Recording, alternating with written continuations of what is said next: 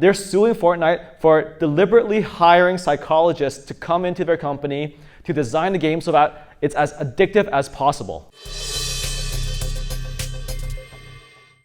That's a tough one. So when they're 12,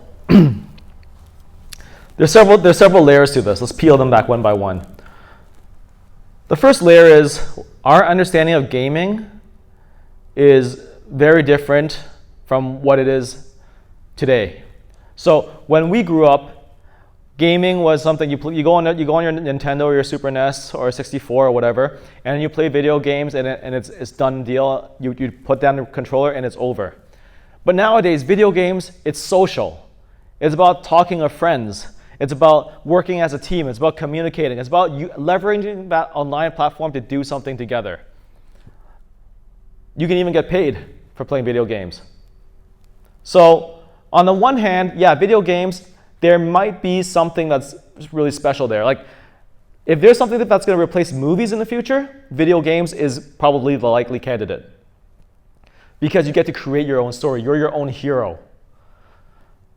But at the same time, as a parent, I totally empathize with the fact that video games taps into your dopaminergic system, the dopamine in your system, so that you want to keep exploring more, and keep looking for new stuff, right? So for example, Fortnite right now. Fortnite is under a lawsuit by some people who are putting together a class action, I think it's in Quebec, that they're suing Fortnite for deliberately hiring psychologists to come into their company to design the game so that it's as addictive as possible.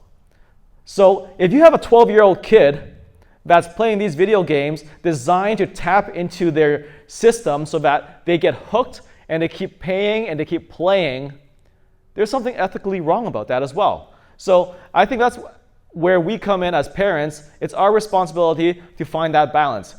You got to talk to your kid. You got to educate them. You got to tell them the truth.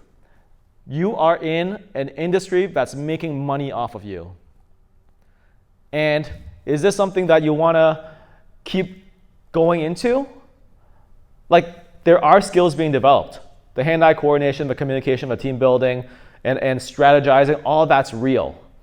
But at the same time, their dopaminergic system is being hijacked. So as a parent, you need to figure out what your kid is like and reach out to your kid and educate them on this because it is, number one, your responsibility, and number two, you're going to live with it. Because when you're 60 and your kid is 40 and your kid basically hasn't done anything in their life because they've been hooked on video games the whole time, that's going to be a problem that you're going to face. So every kid's different. And I'm not sure what your kid is like, but definitely have that conversation because the strategy into tapping into kids and making them addicted is real. So moving on, if we're talking about motivation then, sometimes it might take, if it means shutting down that video game, blocking the account for a while so that the kid goes and explores something else that, hey, maybe this energizes me too, then so be it. You are the parent. You have the right to do this until they're 18. You're legally responsible for them until they're 18. So do that. Exercise your right as a parent and make them go try something else. You've tried video games, you know it's good. Go try something else. Like I said before, it's about tasting a whole bunch of other things first before narrowing down on, hey, this is the career direction I want to go in, and this is what motivates me, and therefore I'm going to go in that direction. Once they start realizing that, hey, I'm a gamer, and I'm sitting there playing video games all day, and I'm not getting paid for it, I'm living in my parents' basement, they'll feel like a loser, and they might want to do something about it.